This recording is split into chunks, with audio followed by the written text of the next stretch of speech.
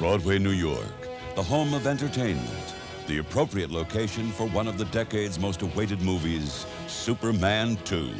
All the stars flew in for a memorable first night. Terry Stamp, more genial than General Zod, and Gene Hackman, once again the lethal Lex Luthor. Jack O'Halloran, the silent, lumbering Non, and the third villain of Krypton, the glamorous Sarah Douglas. All committed to the downfall of Superman, a role now associated with Christopher Reeve. At a star-studded opening night, the cast and their friends danced the night away.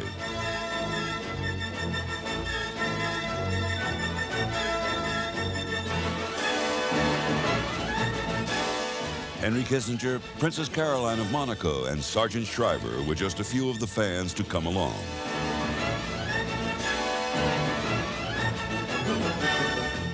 Carolyn Kennedy and Arnold Schwarzenegger stayed till dawn, and so did Gene Hackman. For producers Elia Salkind and Pierre Spengler, at last the moment to forget the worries of a multi-million-dollar production, and for you at home, a chance to find out how they actually made Superman 2. Hi, I'm Christopher Reeve. As you can see, for the principal actors and the director, making a movie isn't over when the camera stops running. But we weren't just partying for our own benefit. Both Superman premieres were in aid of the Special Olympics program for the mentally retarded. You know, in the old studio days, the Hollywood moguls were anxious to preserve the mystique of the movies. They wanted you to believe that, well, actors just made up the plot as they went along, and all you really needed to make a movie was a handful of stars. Gradually, that's changed, though. People have become aware of the writer, the director, sometimes even the cameraman is written about. And on the Superman films, we have those people, and more, many more. A team of hundreds of technicians, all skilled in one particular aspect of modern movie making. And one of the reasons we wanted to show you this hour of behind-the-scenes secrets of Superman 2 is to applaud their talents. But before you make a movie, one thing's essential. You have to have a good idea. For years now, one of the highlights of the annual Cannes Film Festival has been the fly-past of planes bringing the news of the Superman saga.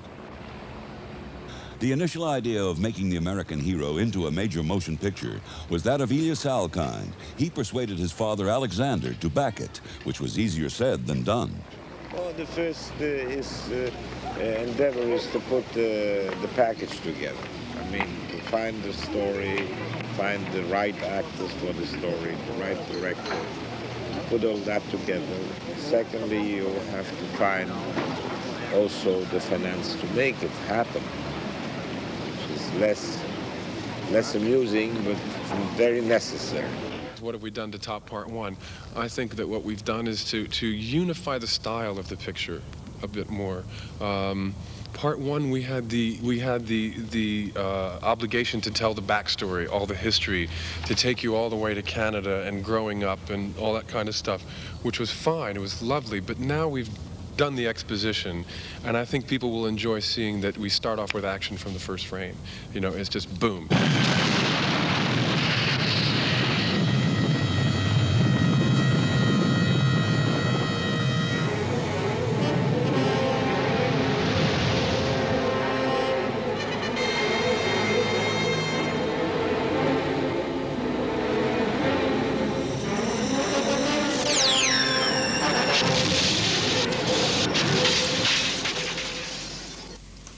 The basic problem was that the first film, people went to it and said, prove that a man can fly. Director Richard Lester. They go to the second film saying, of course that people can fly, now show us something.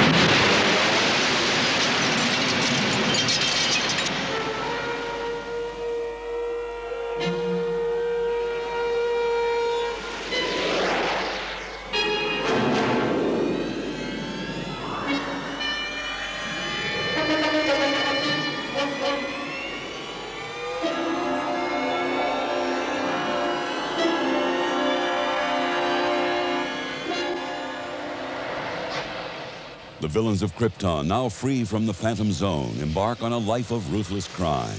They are led by General Zod, played by Terry Stamp. And I play General Zod like a galactic Hitler, you know, terribly serious, doesn't have any humor at all himself.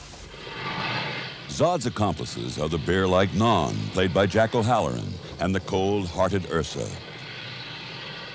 A powerful joint Soviet-American space capsule is like a plaything in the hands of the giant Non, who is eager to please his lethal master.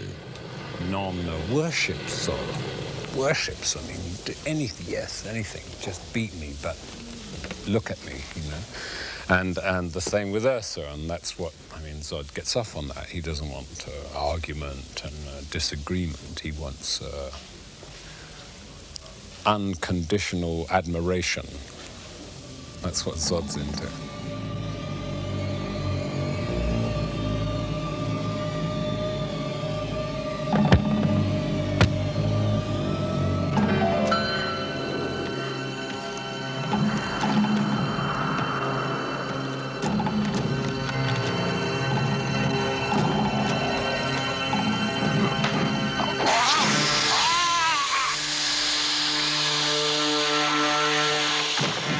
The English actress Sarah Douglas plays Ursa. She is evil. She doesn't make any bones about it, but I think it's the innocence in it. It's the innocence of discovering her powers. It is just part of her. That is her trait. She is evil. Well, I tried to, that whatever she did hoping that Zod would see it and congratulate her for it. And Non spent all his time desperately trying, like a large dog, to be useful and to have praise.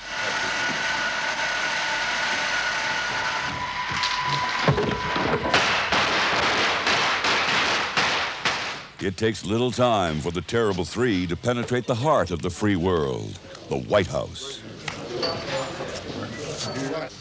Once again, an elite army of stuntmen take on the spectacular action of a Superman film.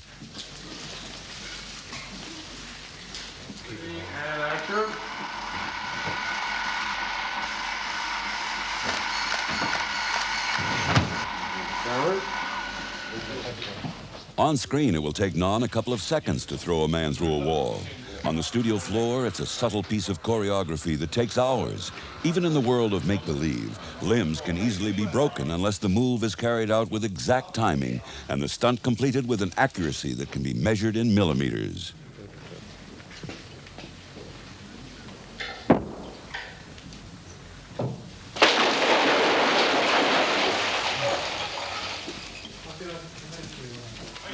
Cameras 3, 1, 2, take 2. Action!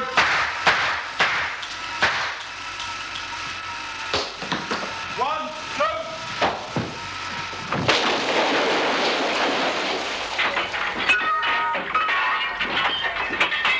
The president's bodyguards may have had their bad moments in the past, but never before have they had to contend with a foe that's bulletproof, indestructible, and not the nicest aliens you'd wish to meet. Zod is the bad apple, you know, he's the big bad apple. I don't want him to be a multifaceted character. He should be absolutely predictable.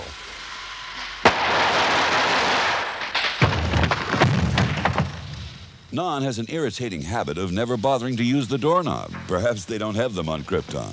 And, having entered the inner sanctum, the Oval Office, General Zod displays a total disregard for the dignity of earthly politicians, and, for that matter, everybody else. No, he doesn't have any respect for anybody on Earth. I mean, he doesn't look at anybody. Having been imprisoned a great time, he is freed and finds a place where the opposition is puny, and therefore he seems to have a great opportunity to rule. And the way that you attempt to rule is you subjugate your people by fear. I'll kneel before you if it will save lives. It will. Starting with your own. What I do now, I do for the sake of the people of the world. But there is one man here on Earth who will never kneel before you. Who is this imbecile? Where is he? I wish I knew.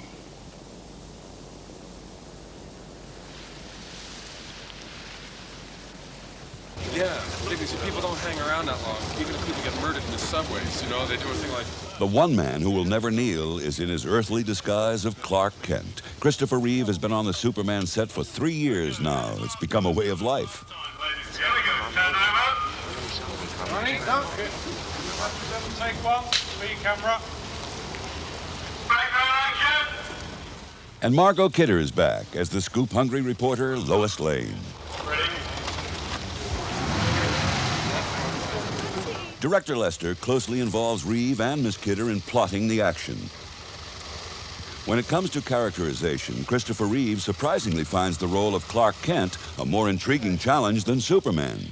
In the long run, I would probably say Clark. I don't know why, but I sort of feel more affinity for him, as though his condition is more universal. I mean, there's only one of those guys with blue and red boots who flies around, and that's fine as a fantasy figure, but it's been more interesting to try to play with Clark, you know, and try to make him a little bit unpredictable and make him recognizable. And I think his dilemma of really desperately wanting to reveal who he is and not being able to is, I don't know, identifiable. It's a little harder to relate to somebody from outer space. So Clark's more fun in the long run.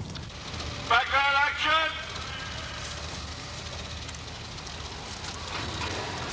Hi, Lois. Hey, Clark! Roll!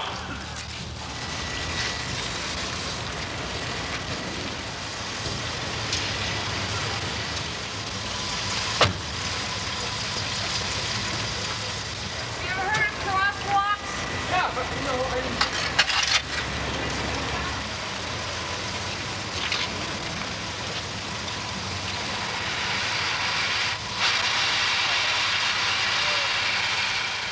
I always get the feeling with the way he plays it that it is an act, that it is Superman putting on an act for people.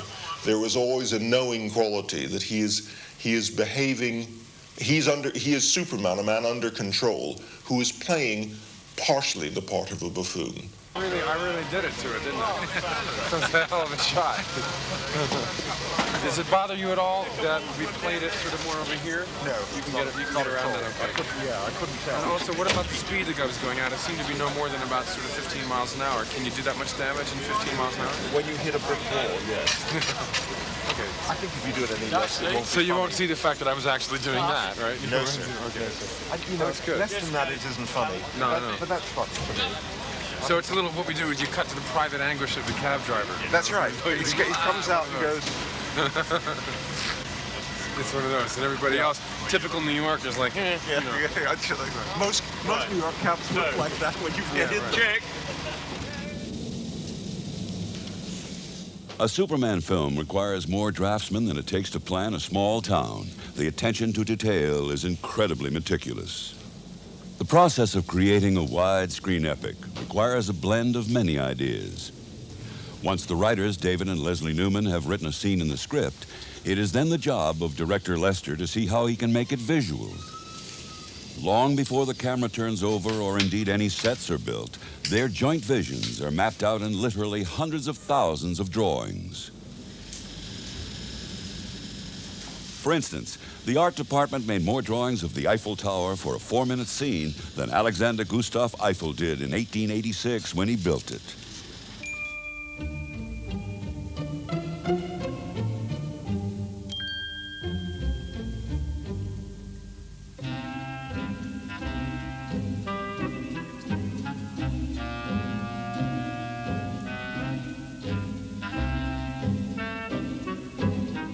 There may be only one Superman always seen in the same familiar outfit, but to ensure his costume is spotless, he keeps a few spares. Not only that, each cape is specifically designed to accommodate whatever maneuver he is carrying out, taking off, flying, landing, or just striding along the street.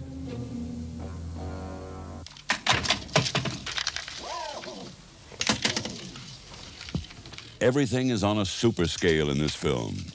Editor John Victor Smith has plenty of film to choose from for his final assembly, more than 2 million feet. That's enough to stretch from New York to Boston and back again. Each element of the scene very often has to be shot separately. I would be perhaps putting the actor in for a certain shot, the background would have to be shot by another unit, made into a cinematic plate that would then be projected onto a screen. Then perhaps part of a model shot would be added to the space around the actor. This area here, that is original, which we shot on the floor some weeks ago. Sometimes the vast sets aren't vast enough. Ivor Beddoes paints a glass surround for the Fortress of Solitude. It's known as a matte shot. So I've got to put on parts of it which never exist on the set. The plot of Superman 2 involved the villains arriving at the Daily Planet in Metropolis, or New York as we know it, and then taking a large bite out of the Big Apple. Clearly, it would prove impossible to shoot scenes of mayhem in the streets and skies of Manhattan. So a detailed New York skyline was constructed in miniature 3,000 miles away in Pinewood, England. Every building had its own elaborate lighting systems, this time immune from the blackout that interrupted the shooting on Superman 1.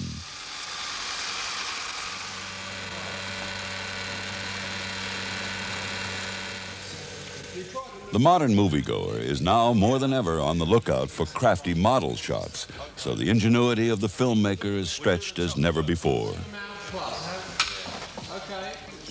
The shots of this street will never last more than a few seconds, yet every car has its own working headlights. Here we go now, black and white.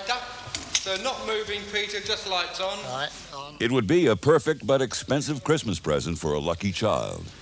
It's only like tennis. Once that's been developed, we want to develop and change. Richard Lester's role is as much master coordinator as director. It's a question of accurate micro-planning. I think the difference between this kind of film and a normal film is that you have to, in certain key sequences, which are basically the big special effects sequences, know in advance precisely what you want done. Therefore, you write them very carefully, you storyboard them, and that is that you draw every frame, and everyone working on the film has a copy of the storyboards, which is a great book of drawings. And in each of the drawings shows precisely in what direction a person moves, how far he moves, and how long the shot will last. And in each camera, we put a little grid so that we know we can break up into a whole series of 64 squares precisely where everyone is in every frame. And then so that when all these bits of film are superimposed upon each other, it will look like one shot. Even learning how to fly was a thing that kept me busy for a long time. The problems of front projection, the problems of mirrors and things, you know, that's been an education. Now in the studio for Superman 2, other techniques are tested and tried. It's a cruel ordeal for the actors who are balanced high on the pole arm for hours at a time. A new camera was invented and then adapted in the quest to put realism into the flying. It has to be able to dive and rotate, simulating flying itself, and also it has to be able to project film and shoot simultaneously.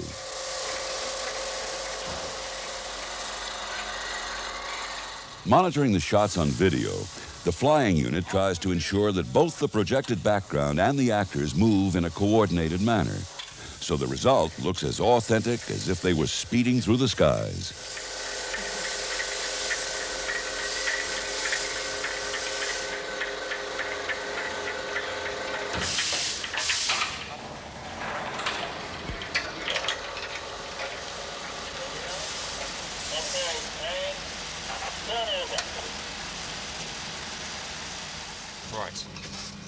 Back on Earth, editors John Victor Smith and Peter Watson carefully try to plot in a foreground so Superman will seem to hurtle through the stars. So, it comes in from right. Comes in right to left. Do you think... Oh, no, we can't get away till his feet are in, can we? No, his arm is the last to go in. Take a bit further until his arm's in. Now, from now on, this is the first frame. Yeah, I'll mark that. Yeah, he's well clear there, isn't he? I'll mark that frame. Yeah. When he's totally in. You can start reducing gently and possibly... Now, as he goes off... Maybe against the bright side of the bright bit of the moon. Yes, which will help us. And now we have to also start panning left. Yeah, to hold him. Yeah, to hold him going towards that. We can hold him right until he exits frame. Yes. Right till there. Yeah. Yes. But we haven't told you everything about flying. For instance, how did they manage to get these 5 actors to weave in and out of the pillars of the Fortress of Solitude as if they were fish underwater? Hey, never heard of parachutes?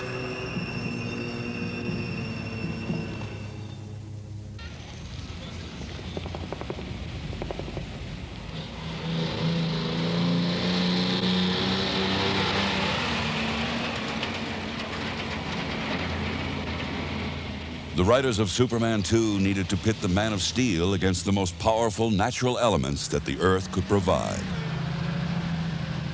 What better than the world's greatest waterfall, the Niagara Falls? Keep going, keep going.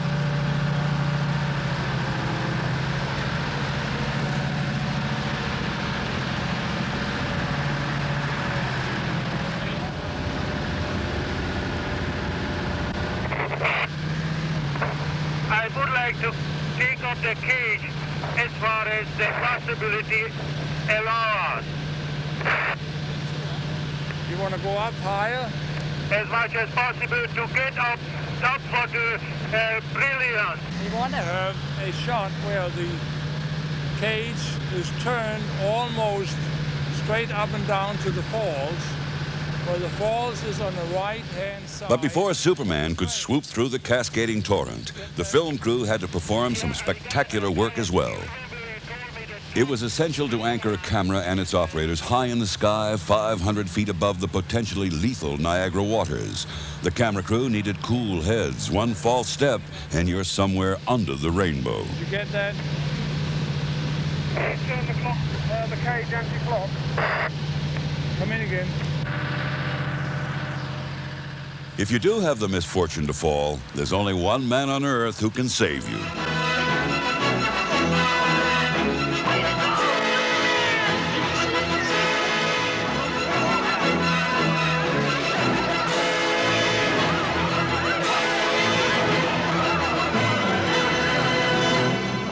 There you go. Again! No, I'm sorry. Only one ride to a customer. Superman! Bye. Superman, it's me! At Niagara, Margot Kidder and Chris Reeve meet some of the fans they made with Superman 1. No hint of the isolated superstar here. It's a really nice place to work, though. He wants to shake your hand. Yeah, sure.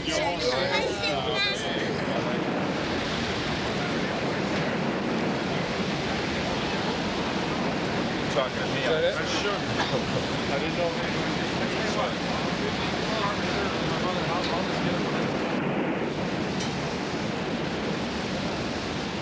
Margot has to jump over the railing, not into the water, but onto the mattress where her stunt double is resting. It would be too dangerous to ask even an experienced stunt woman to jump into these vicious waters. So, with the no-expense-spared planning that characterizes the Superman film, the base of Niagara Falls was recreated on the back lot at Pinewood. Lois Lane's double is wearing the olive green trouser suit and pink t-shirt. The camera is poised above her.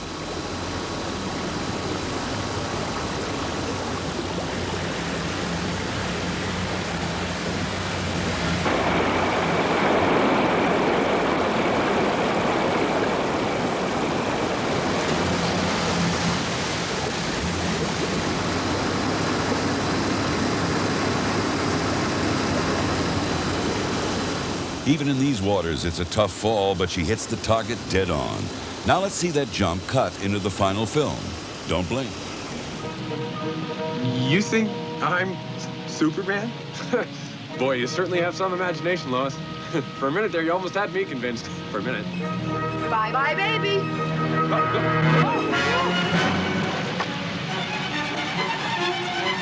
my God. Excuse me, please.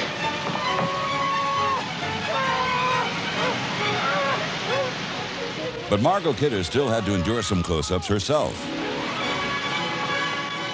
At least the way I normally operate, is let the stuntman do it as a take, obviously using wide-angle lenses so that you don't see that it's a stuntman, to go through all the procedure for the actor to sit and watch it and say, this is what happens. Then the stuntman comes out and reports where the dangerous areas are, where in the water you find that when you pass that rock, you're being pulled out by the current. You've got to be very careful there. This is the dangerous area. It's dangerous when you start shouting for help, you may swallow too much water, whatever it is. Then you say, look, let's try just a small piece with the actor and maybe put them on a rope or something to protect them. Let's try them in slightly calmer water. But you have to do it gradually, A, to build up their confidence, but to build up my confidence that there is no actual danger, because in the end, it's only a film. And the thought of hurting anyone or any animal or anything while you're shooting a film is absolutely obscene. It's just monstrous. So you cannot allow that to happen. And the one thing that you must learn when you're making action films is that no matter in what hurry you are, how much money you're losing while you wait, that you dare not rush a stuntman. Because with us it's only money, but with them it's their life. And certainly the same thing applies when an actor is determined to do his own stunt.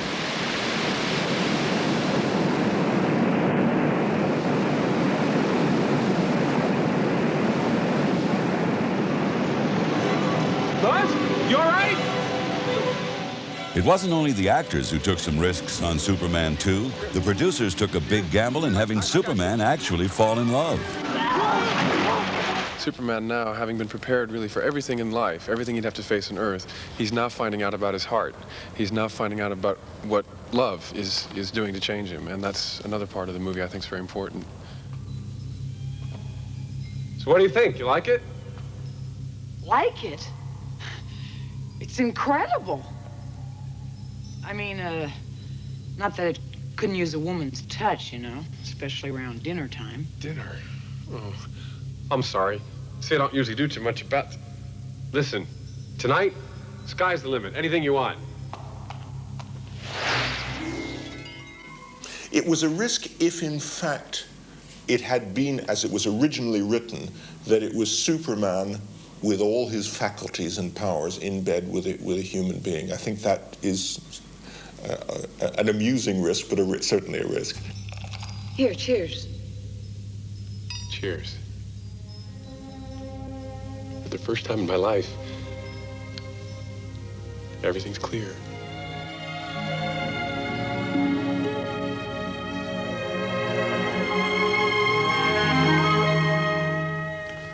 Well, it was important that the eternal love story between Superman and Lois does come to a conclusion. The big problem was to respect the audience of children. And I think the way it comes in the film, it works, because there is absolutely no feeling, I think, of any kind of vulgarity or any kind of,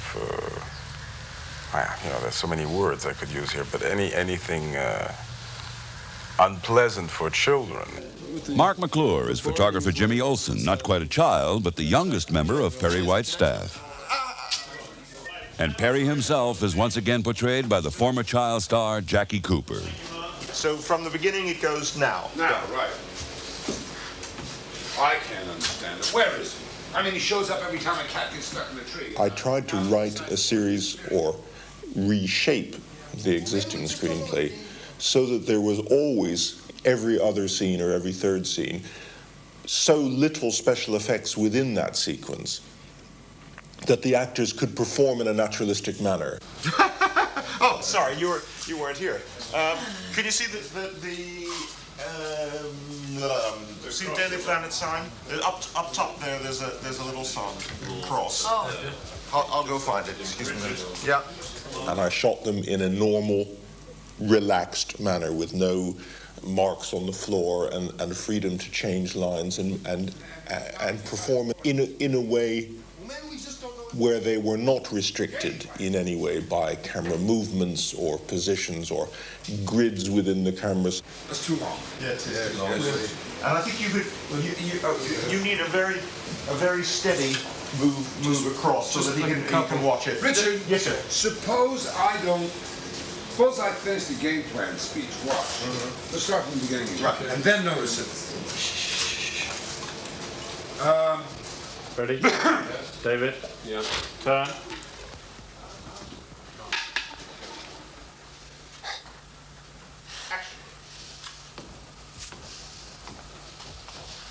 I can't understand it. Where is he? I mean, he shows up every time a cat gets stuck in a tree, and now he decides to pull a disappearing act. You know, well, maybe we just haven't figured out his game plan. Game plan? It's 4th down. The 2-minute warning is sounded, and the ball's deep in our territory. How brilliant do you have to be? Well, Superman's got something up his sleeve, that's for sure. We just haven't figured it out, right, Miss Lane? He'll be here. If there's any way at all, he'll be here. See? And she knows his plays better than anybody. Yeah, better than anybody.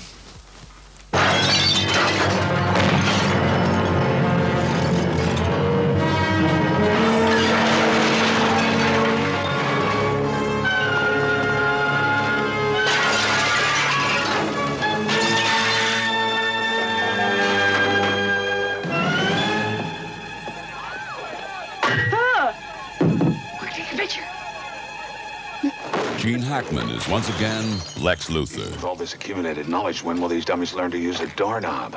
I like to see him as being playful, even though it's written in the script he is a villain. I don't know how to play a villain because, you know, villains really,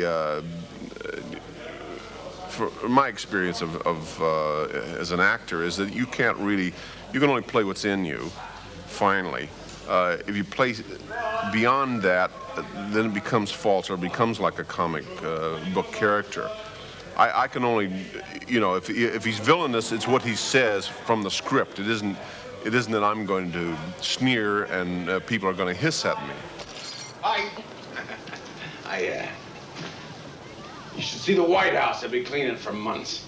Lex Luthor. Well, I've learned things about films that actors really don't need to know. I mean, like how blue backing works and things like that, which I might have been better off not knowing. But it certainly has killed the time. It's helped it to go faster. I've been here for nearly 3 years, you know, and I've enjoyed learning about how a model works and about how the difference between putting on a 75 versus a 40. When you're turning, do you ever let it go and catch it like that? Yeah. How can you catch it without getting a bump on it? You know, without getting a hit? Yeah. I don't mind so much when you sit down. See, but if you spin very hard, you're gonna get a hit as you stop it. Well, we're trying to Steve, something. For Christopher Reeve, the Superman set is sometimes better than attending film school. Anyway, thank you very much for this. The Fortress of Solitude had to be completely rebuilt for Superman 2. One of the main scenes is when Superman renounces his powers and gets destructured.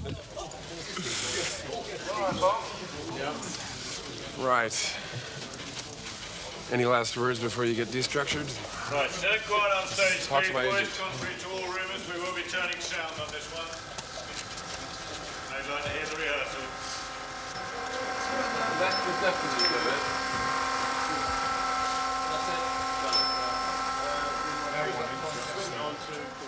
I'd much rather make the all-American movie in England than anywhere else, because in the States everyone's going, wow, hey, wait a minute, that's not Superman. You're not doing it right. You know, there's five grips and think they know the part better than you do. Over here, they don't know so much about Superman, and so they'll say, well, yeah, I guess he's all right, you know. And I find it's a less critical crew, they're more sympathetic because they don't have the overexposure to Superman that there is in the States. It's not part of the folklore. Feel much more of a sense of freedom. Right. Action, Chris. I'm walking and I'm walking.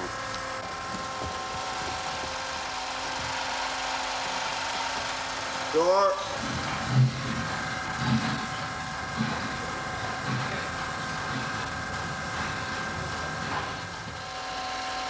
Now.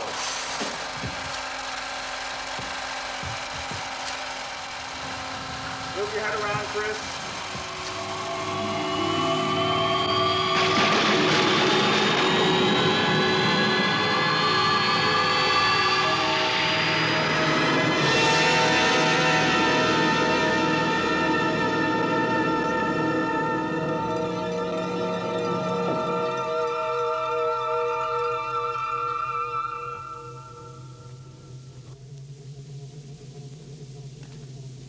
And now, finally,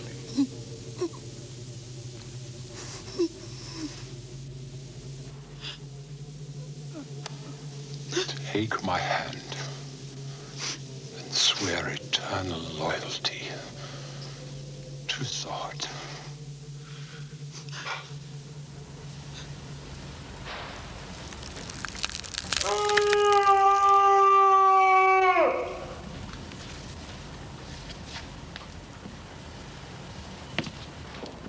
Being hurled backwards holds all the terrors of flying for Terence Stamp and more. In fact, it's quite dangerous, and if your mind is wandering and you're up in the air, there's a big chance that you're going to get hurt. So I find that danger really adds to my presence.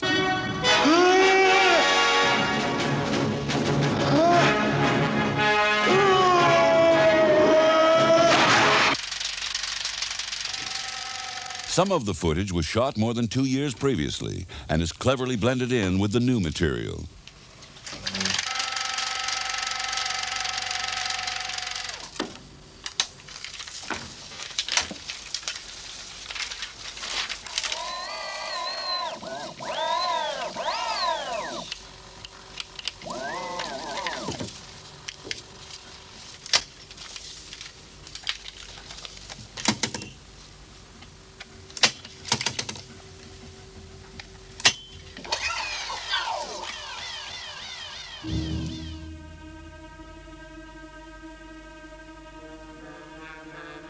Five and a half thousand tons of sand, cement, and tar. 250,000 feet of timber. 6,000 cubic yards of concrete. 500,000 feet of scaffolding. 66,000 sheets of plywood. 10,000 square feet of glass helped to make up the $4 million spent on building New York's 42nd Street in England. The whole street was built in Pinewood. Obviously, it was impossible to shoot in real Manhattan, which, of course, is metropolis, as we all know.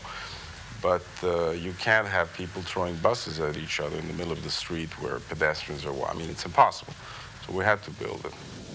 The designers had to create not only the real street, but 2 identical models as well. Using photographs taken from every conceivable angle, they remodeled skyscrapers that only needed to be high enough to fill the Panavision camera's lens.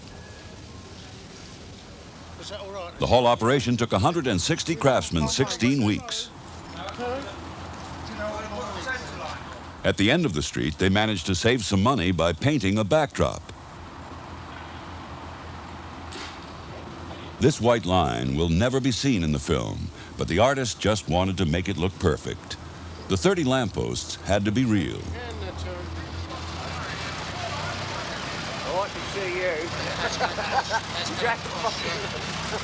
But where there was a danger of a building or a shop coming under the camera's scrutiny, everything was fully recreated, down to the most minute detail.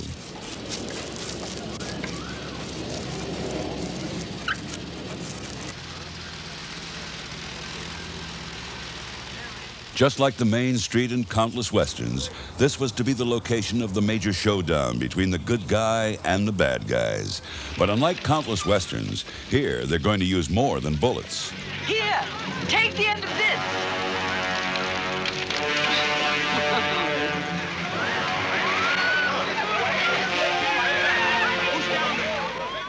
I actually lifted the bus up, and of course that enormous bus with 40 people in it has got a chain on it, and it's on a crane. That's how they do it. And it's hauled up, and as I lift it up, obviously the crane lifts the crane lifts the chain, which lifts the bus. And the chain actually moved a fraction of an inch. There was a little bit of settlement, right? So, of course, I went on holding the bus. Instead of just relaxing my arms, I went on holding it because I was Superwoman. I was a Superwoman for that minute. And afterwards, of course, I tore all these muscles here. Richard said, why did you go on holding it? And I said, well, for that split second, you do believe that you have sort of extra strength. Push their hands up if they can. Yeah, rather than but drop instead of pushing, if you push that way from on action, instead of doing all that, 3, 2, 1, go.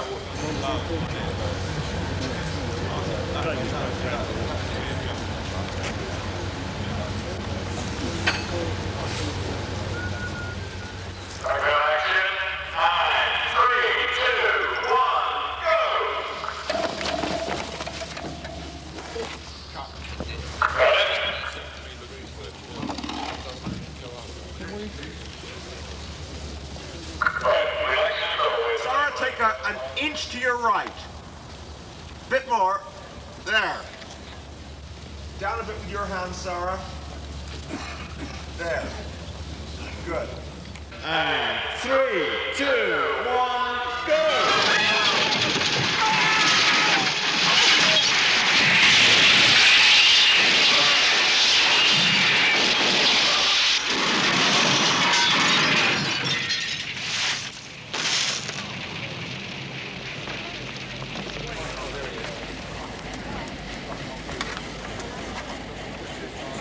Having shot the bus sequence on the life-size street, they did so again on the model unit, just for that split-second shot that would add an extra dimension of danger to the action. Once again, every minute detail had to look real and exactly mirror the exterior set. Yeah, to kill the crack under the And they can go out at the right time too. Can we put them all in now? Put them all in, Frank.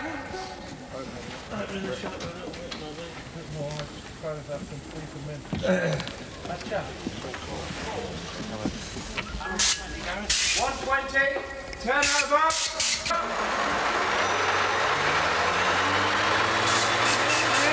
Uncover. Uncover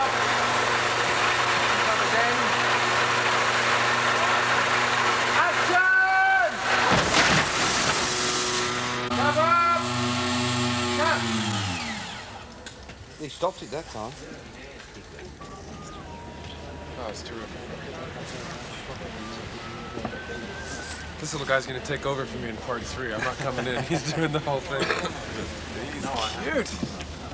I think it's incredible. Because this is exactly the way it was.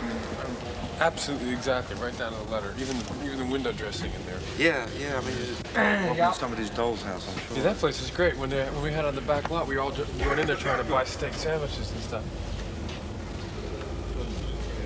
That's tremendous. I'll draw his fire, some of my own.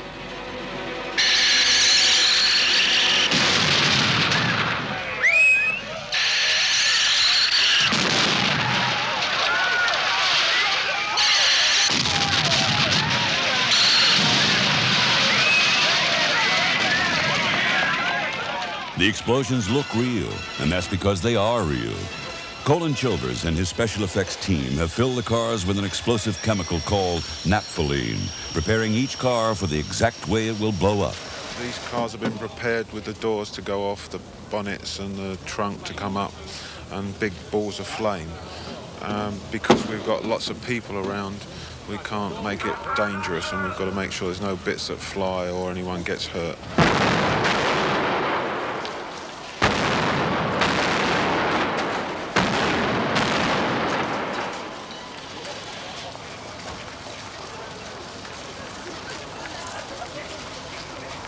once one got onto the street, I found that it was very much like ordinary filmmaking, because although the effects in that street were more like ordinary action filming. For example, there's a whole sequence where the villains use their super breath to create a kind of tornado that sweeps people down the streets. Once you know how to do that specific effect with one stuntman, it's very easy to ad-lib, and in fact in a period of 3 nights we ad-libbed that whole sequence, and it wasn't something that had to be written out in advance. It was, and therefore for me it was a delight, it was a joy to be able to go up and invent gags on the spot. A team of hundreds of crew and extras work night after night in near-zero November temperatures to shoot and reshoot every aspect and angle of the chaos caused by the tornado from Krypton.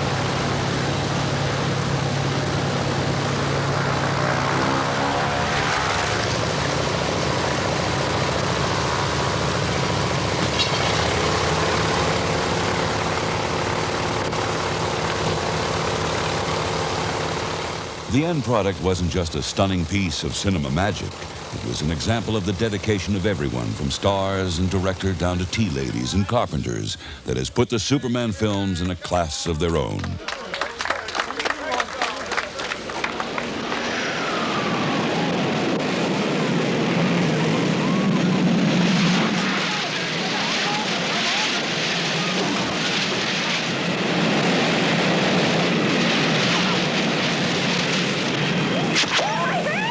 We can all say on Superman, really, that there was not one place where it didn't go well.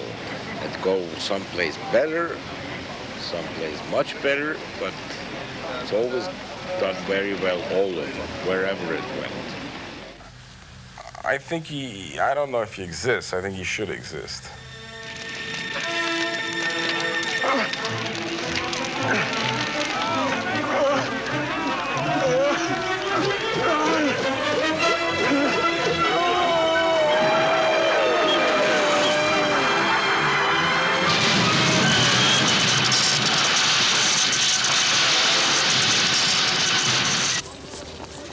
I don't think he could have made this movie in the 60s. Now, I feel, I may be wrong, but I feel a sort of a new kind of loyalty in America. I mean, a new sort of perhaps patriotism where we feel it's not a bad thing. It's not embarrassing. It's not bad to say, okay for our country sort of thing. And I never thought of Superman as a piece of American propaganda. I don't think him as being particularly American. He's just happened to land up in America. He might have landed in Russia, for God's sake. He might have landed in Alaska or Tibet. It doesn't matter. But to be able, in a movie, unabashedly have a leading figure come out and say that he's loyal to something and has an allegiance, that we can dare to put the ending on the film that we have, where Superman returns the American flag back to the White House. I mean, 5 years ago, I don't think we would have been caught dead doing that kind of thing.